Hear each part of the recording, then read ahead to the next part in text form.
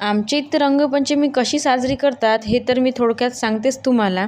आधी ना कान्हा त्याच्या बाबासोबत असला की खाना असा मस्त खेळत असतो. आपण आवाज दिला की खूप अशी गोड स्माईल देत असतो. चला असो. उद्या आमचा पीएच आहे, त्यामुळे ना पिण्याची पाण्याची ही आधीच व्यवस्था करून ठेवावी लागते. कारण पीएचच्या दिवशी त्यांनासुद्धा सुट्टी असते, त्यामुळे पाणी येईल याची काही गॅरंटी नसते. चला असो. आमच्या इथे रंगपंचमी कशी साजरी करते हे थोडक्यात सांगायचं झालं ना, तर आपल्या इकडला दसरा. आपण जसं दसऱ्याला एकमेकाच्या घरी जाऊन सोनं देतो ना, तसंच इकडे पण ना एकमेकांना रंग लावण्यासाठी त्यांच्या घरी जात असतात. सकाळी हा पक्का कलर खेळला जातो आणि रात्री अबीर म्हणजेच गुलाल खेळला जातो. सर्वजण संध्याकाळच्या वेळेस तयार होतात आणि मस्त एकमेकाच्या घरी कलर लावण्यासाठी जात असतात.